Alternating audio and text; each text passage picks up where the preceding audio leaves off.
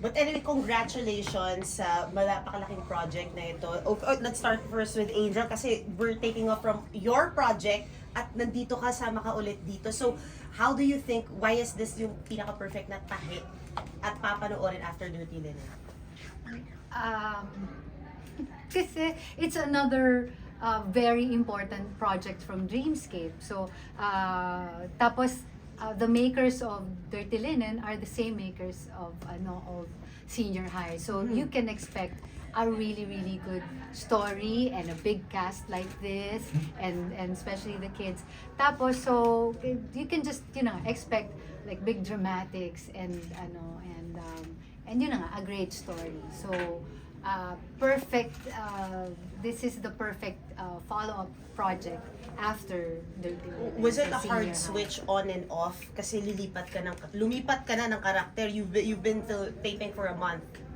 Yeah, pero we were given enough time. Like we finished kasi Dirty Linen a few months back. So I felt like I was given naman enough time to somehow fall into the character that I'm playing for Senior High. With a red head.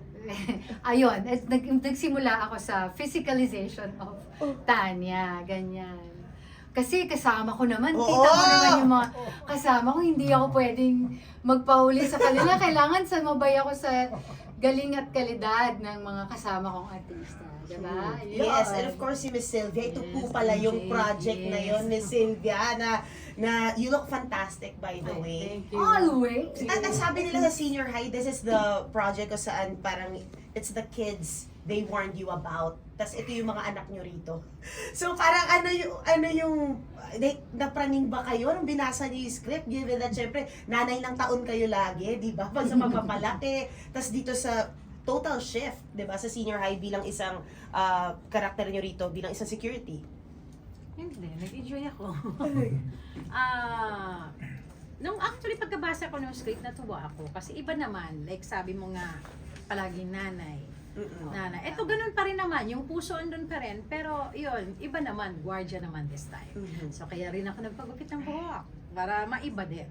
At may action scenes kayo rito. Pwede naman natin pag-usapan yun? Bubugbugan kami. Kami rin, magbubuhay. Oo. Wait, Grabe to, grabe. Hindi ko alam. Hindi, by Che. Wait, so ano yung demand niya physically for you sa mga action? How did you train for it? Train daw. Kumain lang ng kumain. Jet lag pa nga. Oo nga. Bakit pag-usapan yung Locarno? Oo, hindi. Training ko next week pa ako babalik. But kailangan ko yun. Kasi meron daw mga takbuhan dito. Pag hindi ako magte-train dito, patay ako. Kasi medyo iba to at mabigat to. Kung dati puro luha yung makikita, puro lambing, dito kabaligtaran. May sinabi ba kayo kay Jenna rito? Huwag mong gagayahin yung mga karakter na yan, ha? Diba? Kasi parang grabe pala yung demands din for the younger cast. Yes. What was it, like being a mom, ano yung take-off mo dun sa sa magiging premise ng mga karakter ng mga bata? Of course, di ba, yung pag-warn ko naman kay Jella, nabasa ko kasi, di ba, yung like, pinag-uusapan dito, drugs. Oo. Sino bang magulang ang gustong, di ba, maanong drugs yung anak mo? Pero, gaya din nga ng sinasabi ko lagi sa mga anak ko, hindi ko kayo bantay 24/7. Yes. So, nasa sa inyo na talaga yun kung gusto nyo. Kung gusto yung drugs, kung gusto yung magpakaano sa kung ano-anong kalokohan, at the end of the day, kayo loser. I mean, di ba? So, yun. Ang daming mahuhugot dito ng mga magulang. At ng mga kabataan. Mga estudyante, mga kabataan, yung henerasyon ngayon, generation din dati, lolo, lola, nanay, tatay, ang dami, andito na lahat. Kaya siksik tong sobrang maganda tong show na to. Kakaiba to. Babalik muna kay Miss Angel kasi nanay din kayo, pero millennial yung mga anak nyo, hindi Gen Z. Tama po ba? Andun Gen Z. Gen Z yung mga parang 20 Sina years old. Andrea, Oo. Yeah, millennials yung mga Did you anak have ko. to research again? Parang, teka lang, ano ba yung ginagawa ng mga bata ngayon? Totoo bang ganito yung ginagawa nila? Actually, nung panahon ng mga anak ko, I can see the kids starting to grow up na mga ganon, masyadong they all want freedom and 'di ba ang laki nung hinahanap nilang space to move independently, ganon. They want to, gusto nila to discover their own selves, yung ganon. So, nagsisimula naman na yon nung sa generation ng mga millennials. But they were, I guess, coming from our generation, mas madali silang pagsabihan kahit papano. Mhm. But yeah, the kids now watching the young stars that we're working with, kitang-kita mo sa kanila yung pagiging independent-minded nila. Hindi mo talaga sila masasabihan. But it's, I guess, you just have to play it right with them. Huwag kang masyadong tough love, huwag ka rin masyado rin namang enabler. Kailangan lang talaga balanse ng pagmamahal and guidance. Ganon.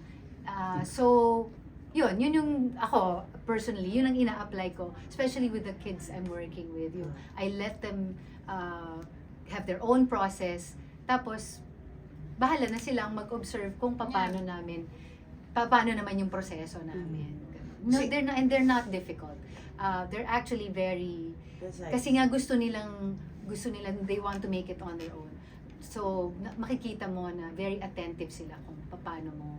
So you see the plus side to it. Oo naman. Pero si Baron Gen Alpha yung mga anak mo eh. Kumbaga after pa ng Gen Z, kung Gen Z ganito nakagulo sila. Meron na Mas may alpha na, mas mga bata. What type of a dad are you in terms of dad? Syempre, pag ikaw In si life? Baron, and then here, 'di ba? Like approach sa role mo rito. Well, What are the contrasts? Sobrang total opposites eh. I'm a very chill, relaxed, cool dad. Yes. Understanding, very affirming, and I affirm my kids all the time. But here, as Henry, very strict, stern, and disciplinarian yung role ko dito. So, nung una nahirapan ako kasi lahat ng mga roles ko before, parang kung hindi adik, baliw-baliw, parang ganyan. But this time, yung role ko educated, he knows what he wants, very driven, and strategic, very smart yung Planado. character, planado lahat. So naninibago ako, pero nasasanay na rin ako kasi napakaganda po ng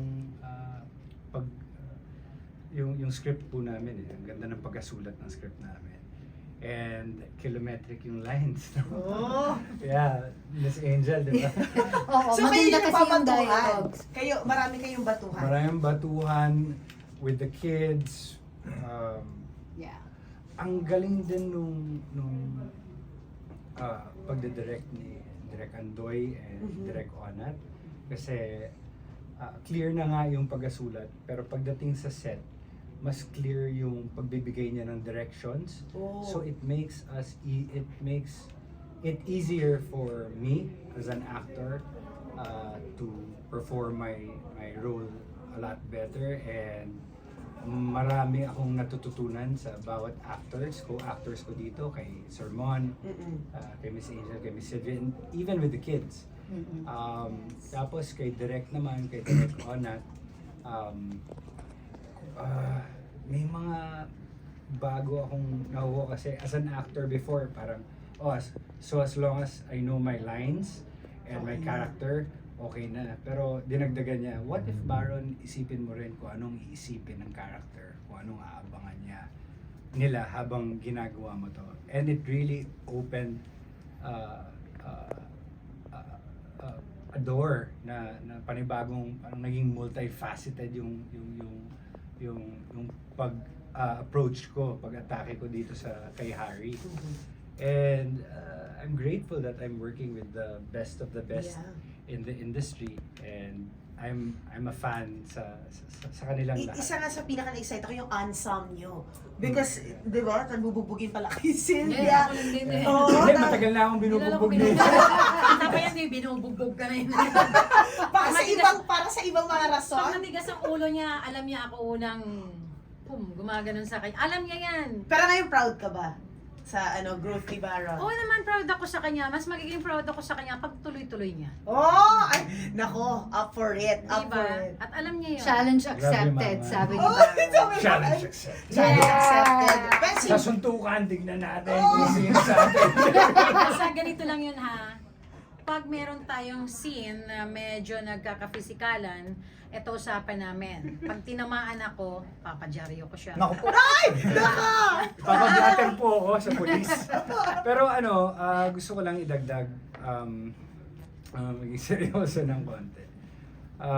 Natutuwa ako sa mga bagong actors na kasama ko, the kids. Kasi gaya ng sinabi ni Miss Angel, no? They know what they want, they're very independent. You know, I was talking to my wife the other day and I said, you know what, Han, sana hindi ako nag-alcohol, no? Or parang sana dinire-diretso ko yung buhay ko before.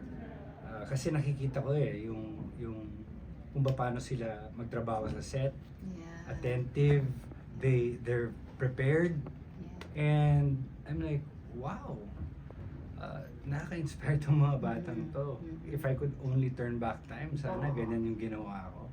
So matatalino yung mga bata ngayon, Ayun, no? yes. Props sa kanilang lahat. Yeah. But now you're here. O, di ba? With Yeah. Mon, na grabe rin magbigay sa character. I know marami rin tinatago yung character mo rito. Yes. Sobrang excited ako doon sa character ko na Lahat ng characters kasi dito multidimensional. totoo eh. Hindi mo Yeah. actually maski ako hindi pa syempre namin nababasa yung buong kumbaga entire story, yung buong script. Every week may gumaganon nagpapalit. So pati ako na-amazed dun sa characters nila, sa character ko. Ang galing. Ang ganda kasi nung concept nung proyekto parang teen na mystery, na drama o suspense, pero hindi ito yung typical teen story na pa-cute, Yes. dark, malalim. Oo. Sobrang sensitive ng mga tatalakaying topic ng mga teens na to. Ikaw kasi nagme-method ka, di ko nag-i-immerse ka, namumundok ka. Pero buo na yung karakter mo nun hanggang ending na alam mo na yung hinihinatnan. Paano to? Kasi hindi mo nga alam. Yun nga. Nagtitwist ka. How are you this time around? Yun nga ang challenge dito sa series sa Oo. TV. Unlike yung film, babasahin mo yung buong script, malalaman mo yung character mo, kakarakterize mo, Oo. immerse mo, tapos mabubuo mo yung characterization. Ah. Dito, hanggang ngayon nangangapa So Okay. every script, may mga pagbabago. So yung shifting ng mga characters namin, kailangan ready ka, kailangan Yes. matalas. Sabi nga ni Yes. Baron, grabe yung mga linyahan dito. Grabe ang hahaba ng mga lines. Of course, yung mga emotions na required, Yeah. ang dami. Grabe. Wait, sino favorite mo ka eksena mo? Basta ikaw, observer ka. Well, kasi ang mga eksena namin ay kumbaga live pa. Live, Eventually as of now. magkakaroon kami ng mga ano. Ang lagi kong ka-eksena kasi si JK, si Juan Carlos, Yeah. na anak ko. So, medyo marami kaming kumbaga first taping day ko, pinasampal agad sa akin ni Direk na bumakat yung kamay ko sa mukha ni ni JK, pero sobrang professional ni JK. Tinanggap niya, nag-take two pa. Ay! Sa kabila naman. Nag-take two kasi sabi ni JK na turn on daw siya sa sampal. Alam mo Hindi. naman si JK is such Maloko, maloko. maloko yun, maloko ba? Actually, all of them, sarap nila kasama kasi they like joking around Oo. with us, ganun. Walang Minsan bad nga, banana. pwede mo, gusto mo sabihin, wait lang, nagpe-prepare. No, but we That's love right. being with them. I love hearing Totoo yan. about very We younger. actually love being with each other. Diba? Yeah. Parang Oo. family na talaga. Walang bad apple. Starting to build Yeah, a yeah. family. Walang Yes. nagpapaka-start. Yeah, Tama. yun. Yun yung importante. Kahit si Andrea, Walang so nagpapaka-start. down to earth. Andrea so down to earth. Eh, Ayan. eh, So speak- excited kami pumunta ng taping. Yeah. Kasi parang pamilya na. Mm. Kasi once, di ba, meron ka Oo. pumunta ng taping, ay, si Kanita. Ang hirap Oo. eh. Mahirap Meron- pakisamahan. Pero ito, wala lahat. Naku, Miss Sylvia, ikaw yung isa sa pinakamadaling pakisamahan Ay, sa oo showbiz, naman. di ba? Sarap magdala ng Nako, food niya, of oo. course! Oo, At saka kompleto lagi. walang nagsisiraan sa GC eh. Ganun ba? So, okay I lang. love it. Hindi, pero Jelak, sabay kayo nagpupunta sa work, depende sa mga eksena nyo. Ano yung, kumbaga, frequency ng pagkikita niyo rito ng anak mo?